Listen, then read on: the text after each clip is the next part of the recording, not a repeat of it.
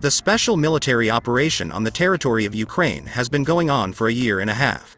During this time, many sanctions were imposed on Russia, a huge number of companies and organizations left the Russian market, and many countries faced an economic crisis.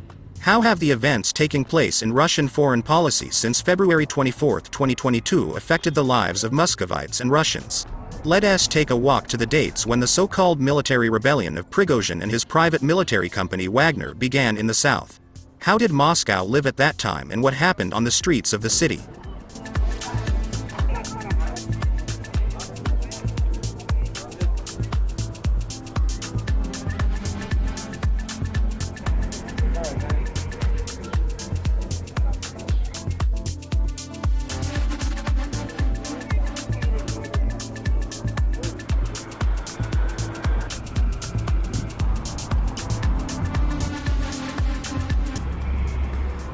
Friends, we are in Sheremetyevo.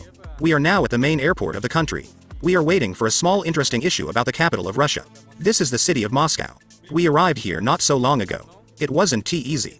Today we will take an amazing walk through the center of a wonderful city. Our walk is being recorded in the summer of 2023. You will see everything in detail. We will talk to you about different things, about sanctions, about the history of the city. You will see how this city lives and how it breathes. Let us talk about how Moscow was created. Let us talk about many other things. Subscribe to the channel. Stay tuned for new releases. Any walk in the center of Moscow begins with the road. This is a big city and you need to use the modern metro to get to the center. That's why we take this particular route to get there quickly. The Moscow Metro is the first and largest metro in the post-Soviet space. Already in 2016, the Moscow Metro was 6th in the world in terms of intensity of use and load after the metro of Beijing, Tokyo, Shanghai, Seoul and Guangzhou. 5th in the world and 1st in Russia and Europe in terms of the length of operated lines in kilometers. It is also the 3rd metro in the world, after Madrid and Beijing, to have 2 ring lines. By 2026, they plan to launch unmanned trains in the Moscow Metro, which, however, have already been tested on the Circle Line. By 2027, according to the plans of the Moscow government, another 25 stations and 58 kilometers of lines should be built. But let us slowly get to Teatralnaya station, which is next to the lower house of the Russian parliament, the State Duma. Teatralnaya station of the Moscow Metro on the Zamoskvoretskaya line.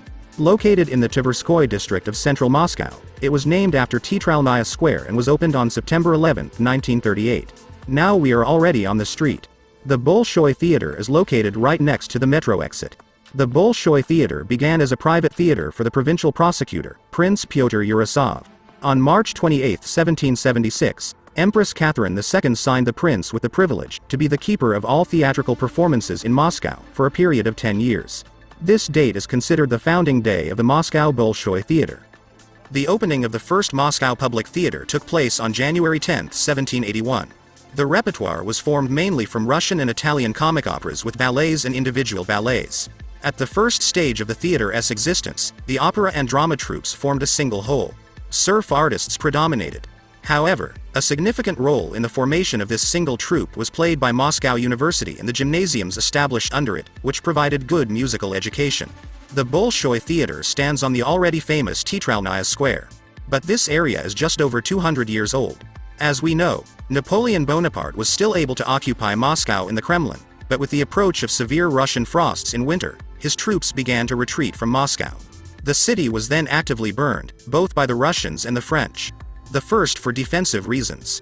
The latter burned the city to slap the Russians in the face.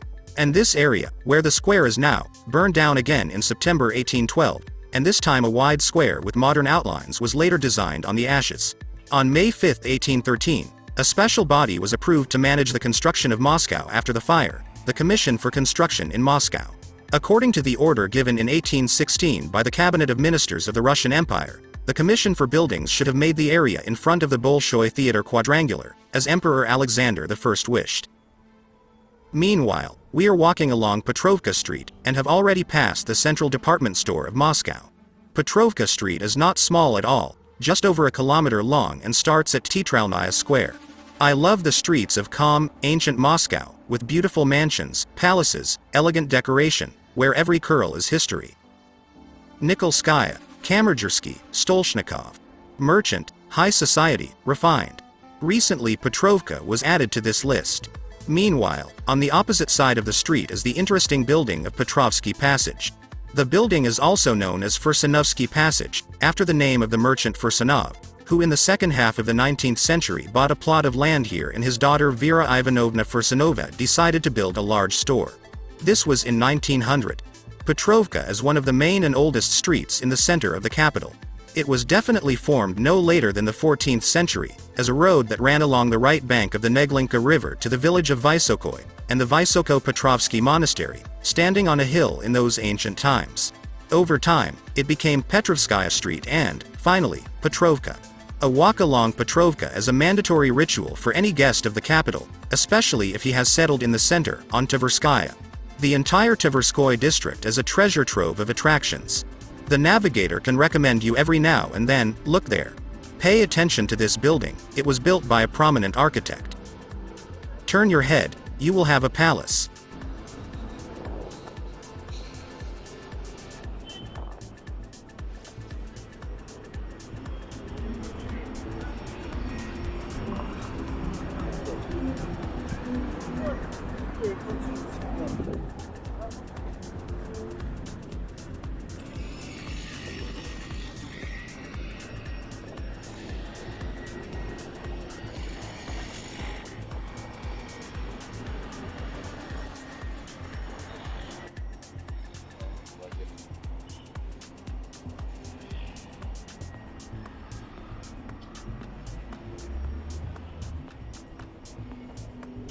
The building with columns on the opposite side of the street is the General Prosecutor's office of the Russian Federation.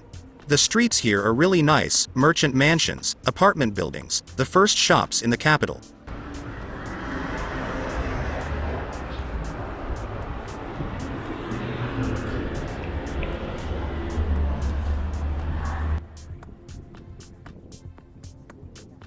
Meanwhile, we go out towards the Stolshnikova lane.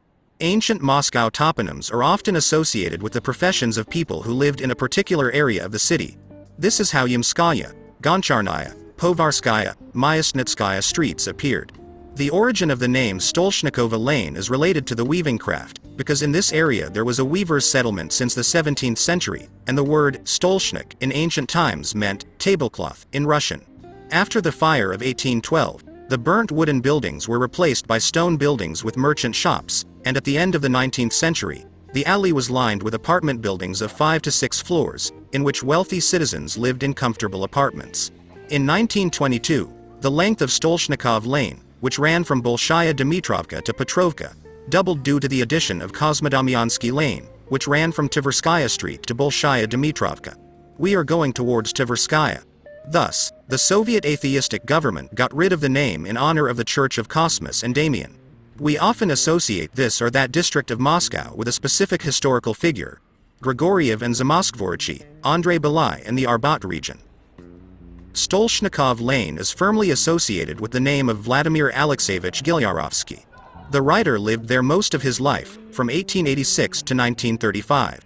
The apartment building at number 9, where Gilyarovsky arranged an apartment for himself on the 3rd floor, was erected in 1874. Vladimir Gilyarovsky, author of the main book about the Russian capital, Moscow and Muscovites. Moscow and Muscovites is one of those works that are so divided into quotations that few people bother to read it in its entirety, especially in modern times. Meanwhile, this is a magnificent exemplary example of the best memoir, when the author writes about what he knows very well, but from the height of lived experience. The fusion of memoirs, a guidebook about merchant Moscow, historical essays and historical anecdotes turned out to be so successful that it does not lose its freshness for Muscovites 90 years later. But we move on. We can say that merchant traditions did not go away even in Soviet times. Local stores delighted customers with a rich assortment of goods. The greatest excitement arose in Stolshnikov Lane before the holidays. All of Moscow came here for fresh cakes and alcoholic drinks, and gifts could be purchased for every taste and income, for some a fur coat, for others a rare book, for others a camera. Long queues at the shops remained only in the memories of the townspeople and in old photographs. Today in Stolshnikov Lane not a single one of the shops of the Soviet era has survived. Thus, the reconstructed premises housed boutiques of the world brands Christian Dior, Cartier, Chanel, which offer high quality and prestigious products, but far from everyday demand. Due to sanctions against Russia, many stores are now closed. Stolshnikov Lane starts from Tverskaya Square, famous for its monuments, which succeeded each other, and each monumental composition was organic and iconic for its time. The square was originally located in front of the mayor's house and was therefore intended for mass ceremonies, as it is today. In 1912, Tverskaya Square was renamed Skobelevskaya, in 1918 Sovetskaya, and in 1993 its historical name was returned. Simultaneously with the renaming of the square to Skobelevskaya, a monument was erected in honor of General Mikhail Skobelev, an outstanding Russian commander, hero of the Russian-Turkish War. In September 1947, during the celebration of the 800th anniversary of Moscow, a memorial stone was erected on this Soviet square with the inscription, "A monument to Yuri Dolgoruki, the founder of Moscow, will be built here." But the new monument did not open soon, only in 1954. Now the red building in front of you on Tverskaya Street is the Moscow City Hall building. The building was built in 1782 according to the design of the architect Matvey Kazakov, and until 1917 served as the residence of Moscow governors general. After the October Revolution, the house was occupied by the Moscow City Council. Since 1993, the building has been under the control of the Moscow government. But then we came out onto the legendary Tverskaya Street. The street is considered the main central thoroughfare of the capital. Tverskaya goes from Manezhna to Triumphальная Square, although in pre-revolutionary times it began from the Resurrection Gate of Kitai Gorod, that is, east of the Kremlin, where we are still going today. Interesting fact. The street was named after the city of Tver. This is a city that in the 14th century was Moscow's main rival in the struggle for the unification of Russian lands. But you shouldn't look for any symbolism here. Everything is explained simply. From the 12th century to the 14th century, the road to Tver passed here. Initially, immigrants from Tver and Veliki Novgorod settled on the street. In the 16th century, shopping arcades appeared in the Tverskaya area. In the 17th century, the street became one of the most significant in Moscow. The boyars build stone chambers here. Among the famous residents of the street are the boyar Artemon Matveyev, a friend and associate of Tsar Alexei Mikhailovich Romanov, and Prince Vasily Golitsyn, the favorite of Princess Sophia. His chambers were located between Tverskaya and Bolshaya Dmitrovka, and next to them were the mansions of Boyar Trokarev. The transfer of the capital to St. Petersburg, in the 18th century by Peter the Great, only increased the prestige of the street. Now emperors used it to enter the Kremlin during their visits to Moscow. Tverskaya received the unofficial name, Tsarskaya Street. There was another nickname for Tverskaya. It sounds like Pitterskaya. This is reflected in the culture. Remember the song, Along Pitterskaya, along Tverskaya Yumskaya. From the 18th century to the 19th century, the Gagarins, Dolgorikovs, Razumovskis, Rumyantsevs and other aristocratic families lived on Tverskaya. In the early 1780s, the mayor, retired field marshal, Count Zakhar Chernyshev built a real palace, which after the death of the count became the residence of the governor-general of Moscow. I already showed you this house earlier. In 1796, near Tverskaya, on the site of the dismantled fortress wall of the White City of Moscow, the well-known Tverskoy Boulevard was opened. In the 30s of the 19th century, he enjoyed great popularity among the noble, golden youth. A more respectable crowd also walked here. In the 19th century, Tverskaya played an important role in the cultural life of the city. At the meetings of the English Club one could see the entire color of Moscow high society. After the War of 1812, the club itself operated in the former mansion of the Counts Razumovsky. Today here is the State Central Museum of Contemporary History of Russia. Tverskaya was also famous for its hotels. At the beginning of the 19th century, on what is now Tverskaya Square, there was the Dresden Hotel, where Alexander Pushkin stayed. The Paris Hotel was famous. At the beginning of the street, and next to it, on the corner of Tverskaya and Mohovaya streets, was the Balaklava Hotel. At the beginning of the 20th century, the building of the National Hotel was erected in its place. Electric lights appeared on Tverskaya earlier than other streets, replacing the previously existing gas ones. And in 1899, an electric tram was launched here. At the beginning of the 20th century, Tverskaya was a street of luxury shops and fashionable hotels. Postnikovsky Passage, Eliseyev S store, and the National Hotel were known far beyond Moscow. However, Tverskaya did not live by trade alone. In 1904, the editorial office of the newspaper, Russian Word, owned by the famous book publisher Saitin, opened here. In the 30s of the 20th century, the appearance of Tverskaya underwent serious changes. During the large-scale reconstruction, many ancient buildings, which are architectural monuments, were destroyed. The mansions located next to the monastery were also demolished, including the Famyusov house, where the prototype of one of the heroes of Griboyedov's play, Woe from Wit, lived. The street was also widened, causing the remaining houses to be moved. New ones were erected in place of destroyed buildings. One of them is the building of the Council of Labor and Defense, which was later given to the State Planning Committee of the USSR. Today the State Duma of the Russian Federation meets here.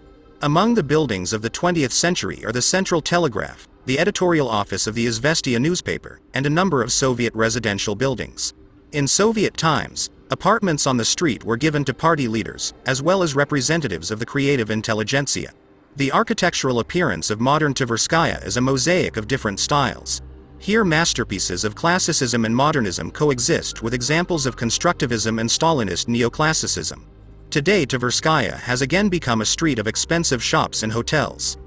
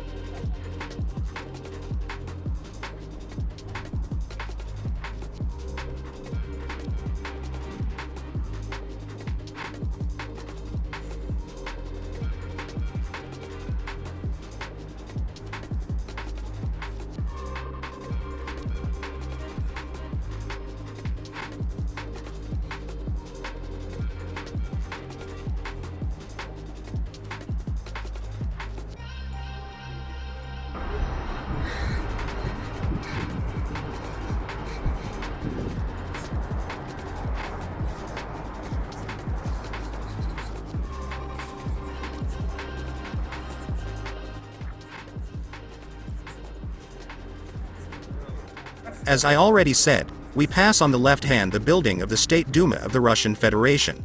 This is the lower house of parliament. But we go back towards Teatralnaya Square to further go towards streets such as Nikolskaya and Ilyinka, and then visit Red Square and show you the Moscow Kremlin.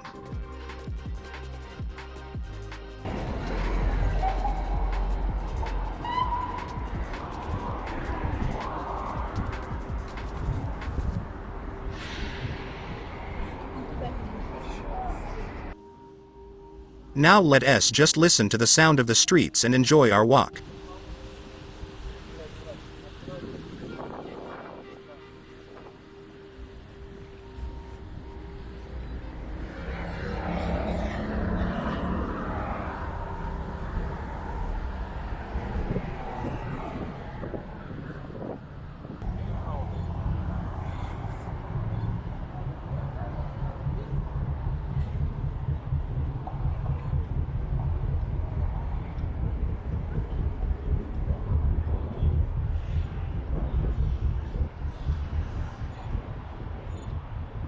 Now we pass the monument to Karl Marx. Vladimir Lenin considered the installation of a monument to Marx one of the most important tasks as part of the implementation of the plan for monumental propaganda in the USSR. In accordance with it, the monument in Moscow should have appeared in the first years of Soviet power. At the beginning of 1920, a competition was held to create the monument, and on May 1, 1920, on the day of the first all-Russian Subotnik in history, its foundation was laid on Teatralnaya Square. However, the original plan was not implemented, and for many years on Teatralnaya Square there was a granite block with the text, "The first stone of the monument to the great leader and teacher of the world proletariat, Karl Marx." They returned to the implementation of Lenin's plan only during the reign of Nikita Khrushchev. At the beginning of 1957, a new open all-union competition was held for the best design of a monument to Marx. Its winner was the creative team led by sculptor Lev Kerbel. The grand opening of the monument took place on October 29, 1961, during the 22nd Congress of the Communist Party of the Soviet Union in the presence of senior party and Soviet leadership, Congress delegates, and guests from communist parties of other countries. The monument weighing 160 tons is made of a monolithic block of gray granite, mined near Metropolis in the Kutashevsky quarry. Marx is depicted as a speaker standing on a podium, as if making a fiery speech to the working people. The monument is decorated with the slogan, "Workers of all countries, unite."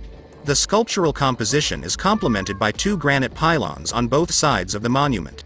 On one of them are carved the words of Friedrich Engels, spoken at Marx's funeral. His name and work will survive the centuries. On the other is Lenin's phrase, "Marx's teaching is omnipotent because it is true." Quote,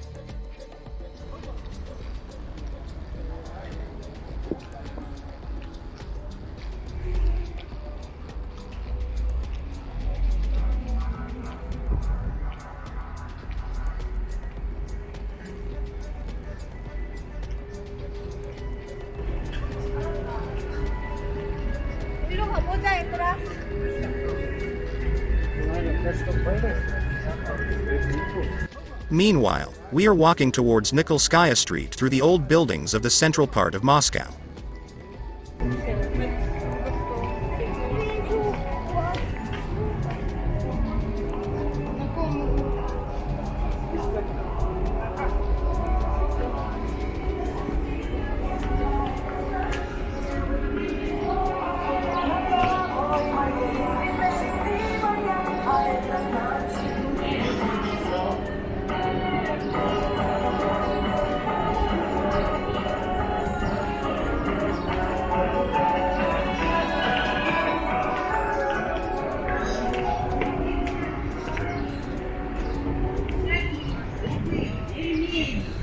Избавит вас от лени.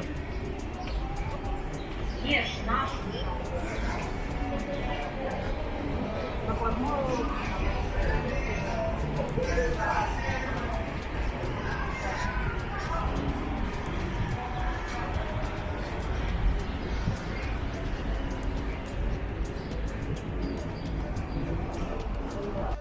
What it is. This beautiful pedestrian street in the very center of Moscow is a rival of Arbat.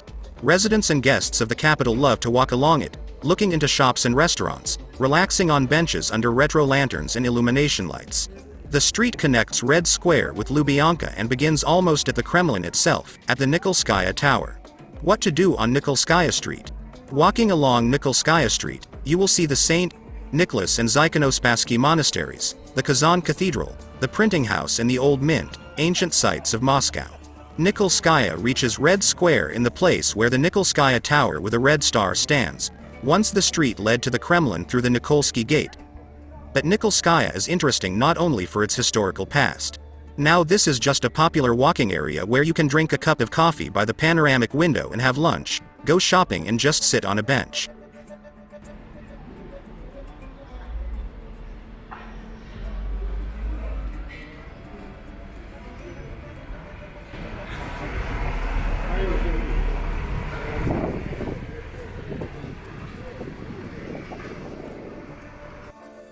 How much time do you need?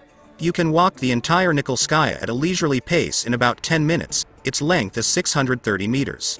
But it is possible that you will want to sit on a bench, go to a coffee shop or restaurant, go shopping. Then the walk will become longer.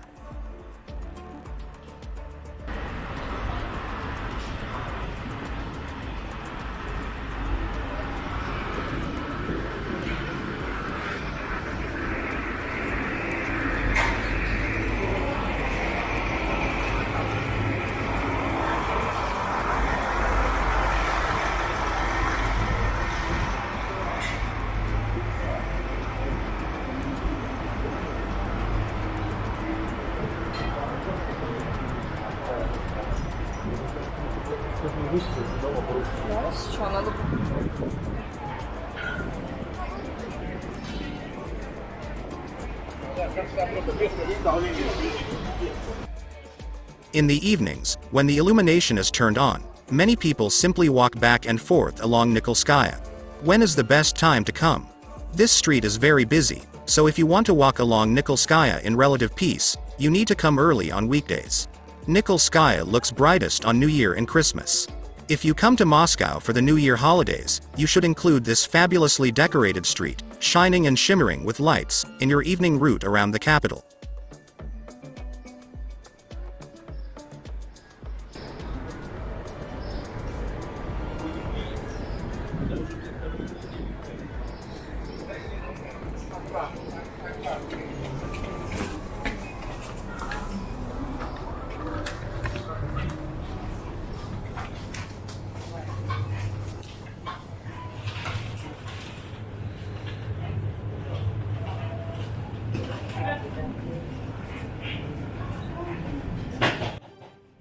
What to combine a visit with?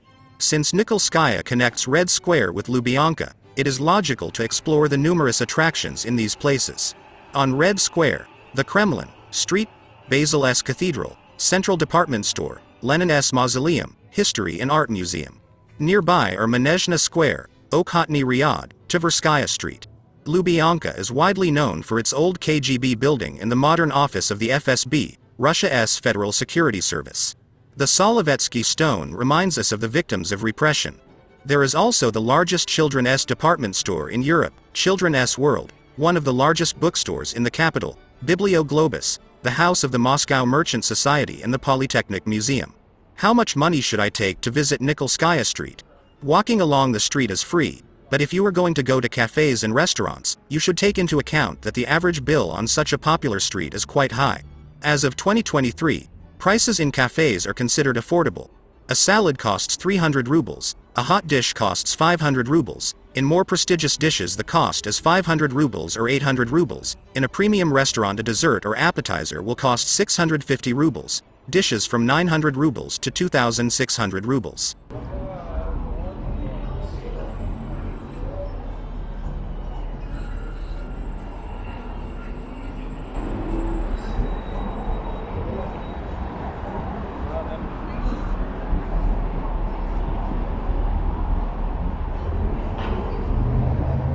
Briefly about the history of the street.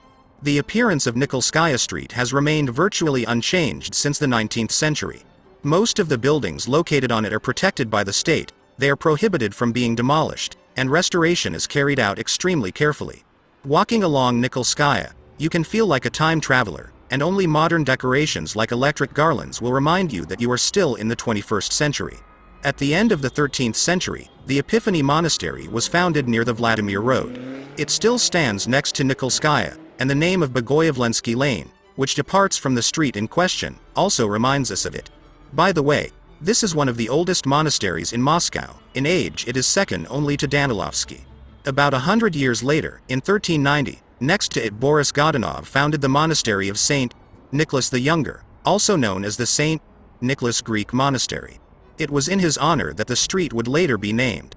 Initially, the street was called not Nikolskaya, but Sretenskaya. It was part of the Vladimirsky Tract, a large trade road that connected the entire Golden Ring. Until the 15th century, it led directly to the Kremlin Gate, over which the Nikolskaya Tower now rises. Then Red Square was founded from the Kremlin end of Nikolskaya, dividing the street and tower of the same name. The name Nikolskaya was first mentioned in 1547, but it may have been assigned even earlier.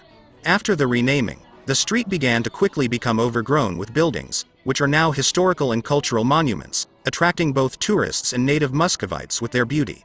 Until the 19th century, Nikolskaya Street was the cultural and spiritual center of the capital.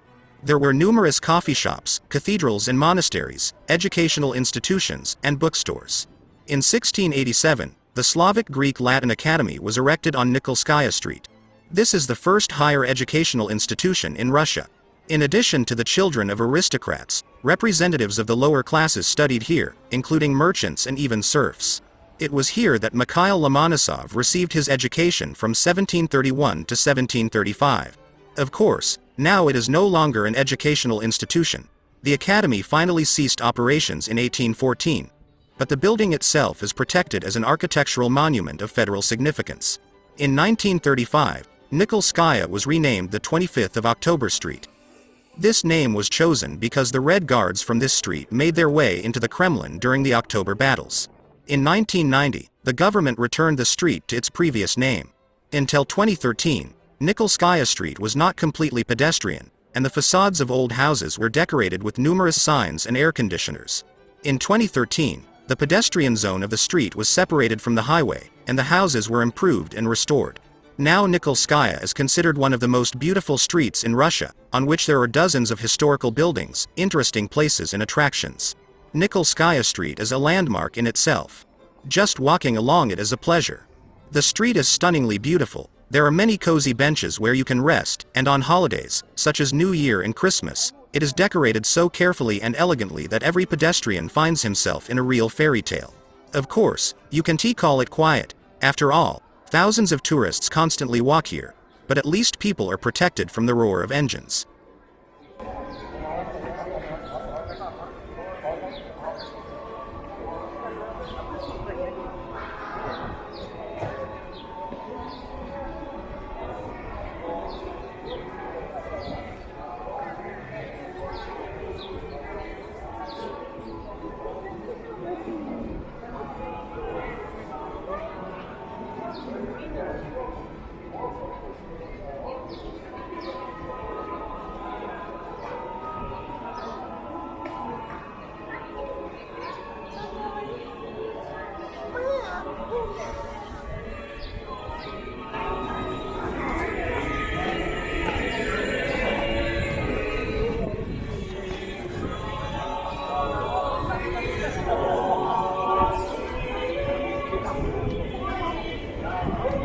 But now we are approaching Red Square.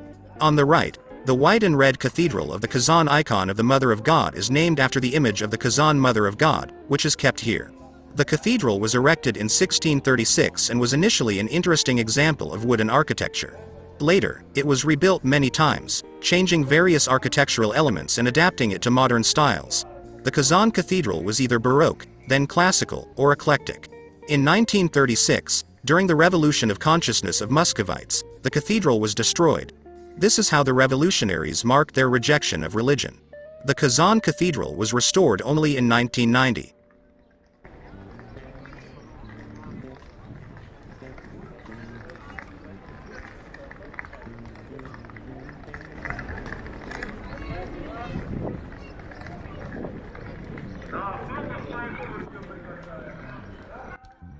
Now we have before us the amazingly beautiful Red Square.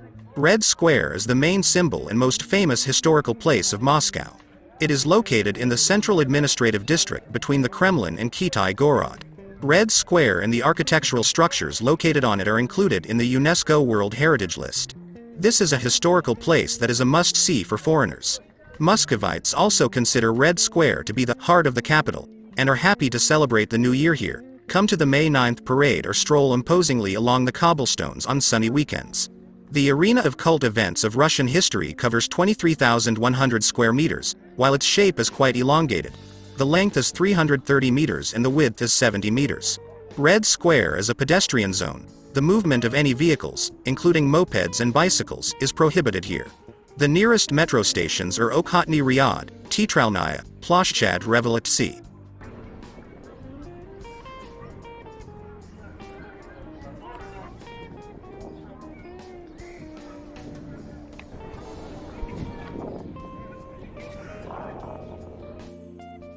The history of Red Square. During a fire in 1493, a significant part of the wooden buildings of the Great Basad, located next to the Kremlin, burned down. It was decided not to build on the vacated territory, which was a strip 240 meters wide. In the west, its borders adjoined the Kremlin moat, in the east, to the market, and in the south, to a low hill.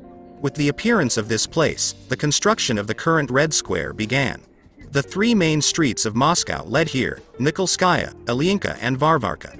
Between them there were tents, trays and huts, so this area was often considered a market. In order to prevent the expansion of the spontaneous trade zone, at the end of the 16th century it was decided to clearly define its limits with the help of special merchant chambers made of stone. New buildings limited the territory of the square in the eastern part and formed 3 blocks.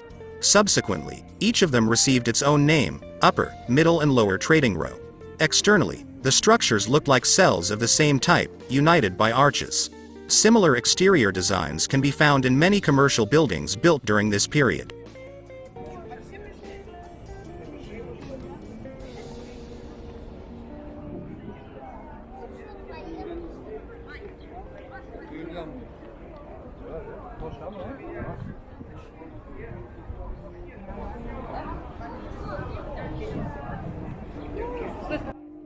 Origin of the name of the square. In previous centuries, there were several names for the central attraction of Russia. Of the early options, Trinity Square and Pozar were common. The first is associated with the name of the nearby church, while the second is due to the fact that for a long time there were many wooden buildings here that constantly caught fire. At the beginning of the 17th century, The area next to the Cathedral of the Intercession of the Blessed Virgin Mary and the execution place began to be called Red Square. In this context, the word red meant beautiful. This name spread to the entire territory near the Kremlin and was approved at the official level by decree of Tsar Alexei Mikhailovich. It is worth noting that many foreigners who visited Moscow in those days called the square market or trading. Under Ivan the Terrible, it was often called big architectural sites. One of the most impressive buildings is the Assumption Cathedral, built from 1475 to 1479 under the supervision of the architect Aristotle Fioravanti. This temple is considered not only the most important in Russia, but also has the glory of the oldest building in Moscow that has survived to this day. Of course, it was destroyed many times by fires, but was constantly restored. In 1491, through the efforts of the architect Pietro Antonio Solari, the Frolovskaya, Spasskaya Tower was created, the gates of which subsequently became the main of all the Kremlin gates and began to be used for the exit of high-ranking officials during various celebrations. The famous Moscow chimes are installed at the top of the building. An almost unpreserved monument of Russian fortification is the Kitai Gorod Wall, the length of which was 2,567 meters. It was built in 1538 under the leadership of engineer Petrik Mawe.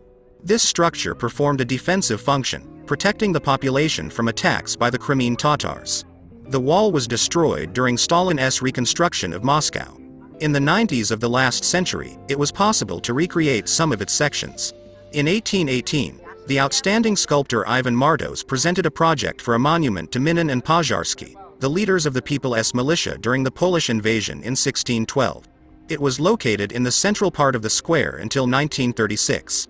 According to the master's idea, Minin symbolically pointed to the Kremlin occupied by enemy troops and called on his comrade in arms to take active action. After the opening of the mausoleum, the architectural composition was somewhat disrupted, since it began to seem that the national hero was pointing specifically at it. In addition, the monument began to disturb people gathering at numerous demonstrations. As a result, the stone product was preserved, but it was moved closer to St. Basil's Cathedral.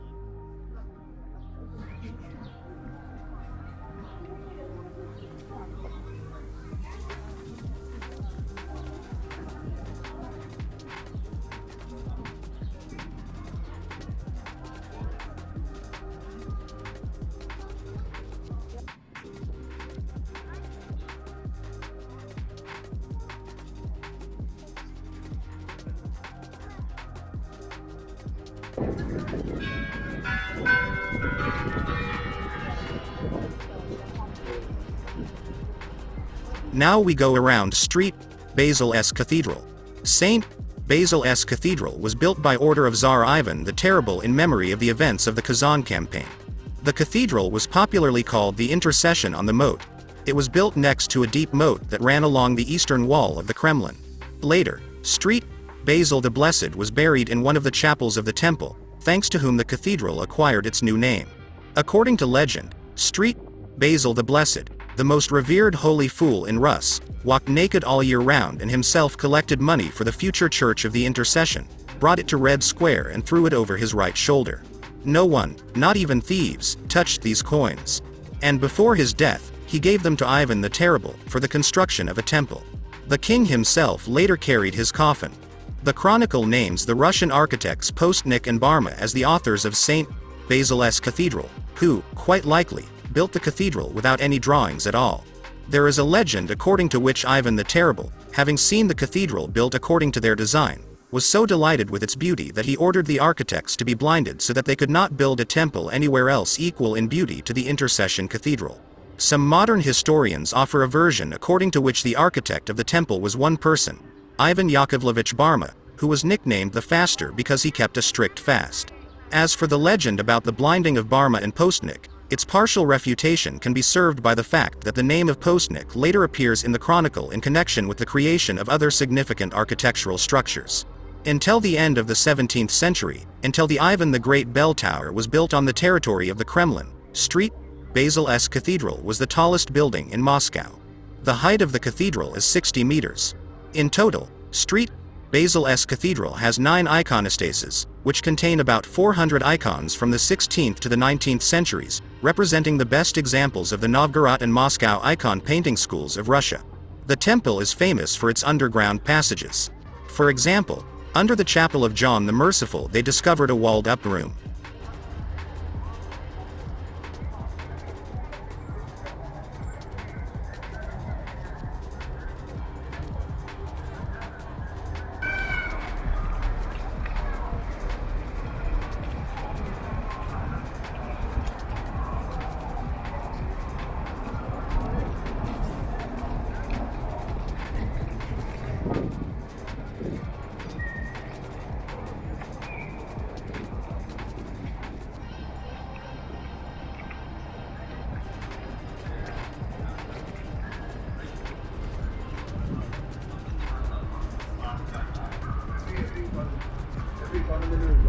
Yeah, and the central.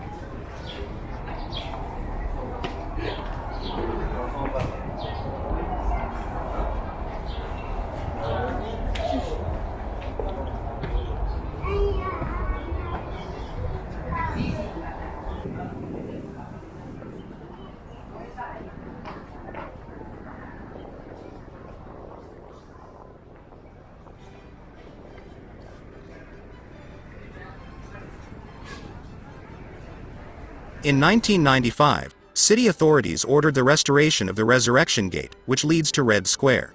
They were located in the Neglanen Tower and served as the main entrance to Kitai Gorod. According to existing custom, it was from these gates that the Russian Tsars went to Red Square for festive events. The chapel of the Ivoran icon of the Mother of God is also of interest. It was considered one of the main Moscow shrines. The icon was brought to the capital in the 17th century and placed on the above-mentioned tower. To protect believers from bad weather, they built a canopy and then equipped a chapel for prayers. Shortly after this, the gates were restored, decorating them with tall tents with double-headed eagles. An icon of the resurrection of Christ was attached above the structure, which is why the modern name appeared. Under Soviet rule, the gate and chapel were demolished to make way for demonstrations and the passage of cars.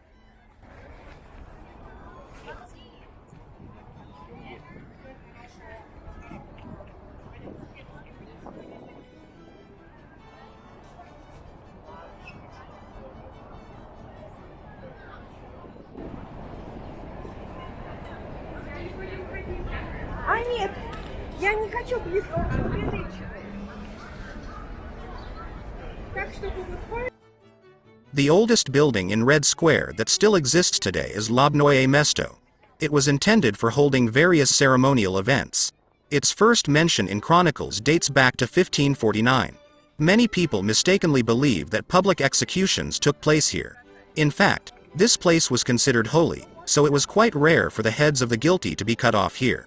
Most often, meetings of local residents were held at Lobnoye Mesto to hear the royal decrees. Red Square continued to be built up in the next century. In 1637, the Kazan Cathedral was rebuilt on Nikolskaya Street, which served as a sign of memory of the expulsion of Polish invaders from Moscow. In Stalin's times, the temple was destroyed, and in its place a pavilion was built in honor of the Third International. Only after the collapse of the Soviet Union was the historical structure recreated in its original form. In the second half of the 18th century, Catherine II ordered the creation of a grandiose shopping center on the site of dilapidated shops on the square. The project was undertaken by the talented Italian Giacomo Quarengi, then several city architects completed the construction. In 1812, a fire destroyed the building, and Osip Bove, a follower of classicism, began its restoration. By the end of the century, the building was outdated and in need of major repairs. It was completely renovated until 1896. In 1923, the State Department Store opened here, which operates to this day. Despite the fact that the department store has been privately owned for more than 20 years, the name has remained unchanged.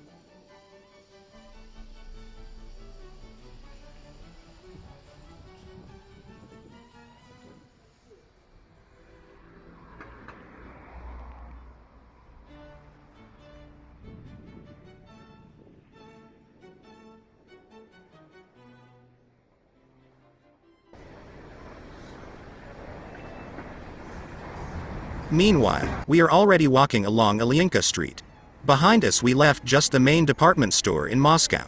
Now we are heading towards Chinatown. Ilyinka is an ancient street located in the very center of Moscow. It starts from Red Square and reaches Ilyinsky Gate Square, and its length is 550 meters. Ilyinka is one of the three main streets of Kitay-Gorod, along with Nikolskaya and Varvarka, between which it runs. From the very beginning of its existence, Ilyinka was primarily a shopping street, as evidenced by the ancient name of the area in which it was located, Torgovishchi. Gostiny Dvorsh were located on it even under Ivan III. There is a mention of them in his princely will. During the reign of Ivan the Terrible, there was a massive migration of merchants from all over the city to Ilyinka. At the same time, the Gostiny Dvor on Red Square, which burned down during the fire of 1547, was rebuilt and expanded. Ilyinka becomes a merchant street. Subsequently, Gostiny Dvor became increasingly important for Moscow, grew and was rebuilt. By the 17th century, wooden benches were replaced with stone ones, and later two more living rooms grew nearby, the construction of which was supervised by the Moscow sovereigns themselves. Large-scale improvement of Ilyinka was carried out under Catherine II in the 1780s. It was then that, according to the design of the Russian architect, professor of the Imperial Academy of Arts Ivan Starev, Berzhevaya Square was organized, the construction of a new Gostiny Dvor began, and along the entire length of the street, magnificent Philistine houses with enormous architecture appeared along the entire length of the street, giving this part of the city considerable beauty. The first floors of the new houses were allocated for trading purposes. Mainly haberdashery shops were located there. Since the middle of the 19th century, Ilyinka has gained a reputation as the main business street of Moscow. The establishment of the exchange made the street the center of the city's financial life, and the rebuilt shopping arcades and monastic courtyards attracted traders and buyers from even the most remote corners of the country. During the Soviet period, Ilyinka lost its former commercial importance. Already in the first year after the revolution, most of the buildings on the street were occupied by institutions of the new government. For example, the Revolutionary Military Council was located in the middle trading rows. Ilyinka for many decades turned into a government street, the abode of the Soviet nomenklatura and officials of various stripes. In the 1990s and early 2000s, the architectural ensemble of Ilyinka suffered from barbaric reconstructions that were not intended to restore the historical monument, but actually to destroy it, with the subsequent construction of a more profitable architectural object in its place. A sad fate befell the warm shopping arcade complex, built in the mid-19th century, on the site of which the wife of the then mayor of Moscow Yuri Luzhkov intended to build an elite hotel. As a result, 80% of the complex was destroyed, which noticeably distorted the appearance of the street. These days, Ilyinka, despite its central location, is not a popular tourist destination, unlike neighboring Varvarka and Nikolskaya. This is a fairly quiet, narrow street, surrounded on both sides by monumental buildings, as if squeezing it a little with their massiveness. Nevertheless, lovers of walking will be interested in walking along it, feeling its serious business character, and admiring the GUM, the stock exchange and Gostiny Dvor. As you have long noticed, this place is full of buildings of Russian government ministries. Here, for example, is the main office of the Ministry of Finance of the Russian Federation.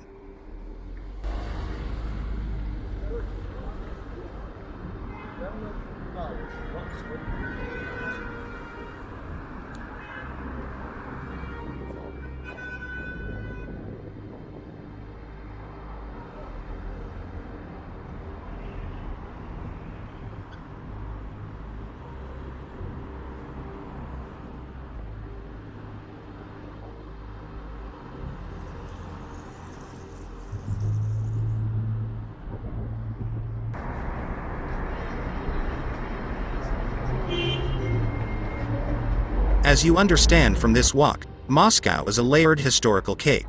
Many historical eras are mixed here. Moscow developed under the Tsars, under the Communist Party and in the era of modern Russia. But she leaves no one indifferent. So come to Moscow for a visit. We are just now in the Kitay-Gorod area. Well, with this we will say goodbye to you. Be sure to rate this video, recommend it to your friends and forward it to each other. This will help the video rank better in YouTube searches. Well, as always, leave your comments under the video. Be sure to write how you liked or disliked the city of Moscow, the areas in which we walked in general. What do you think about the Russian capital? Don't forget to watch videos from Istanbul, Turkey, Georgia, Belarus on our channel. Go to the channel and support by watching. And we will definitely see you in new episodes on the channel soon. Be sure to subscribe and give your ratings. ILL, see you soon.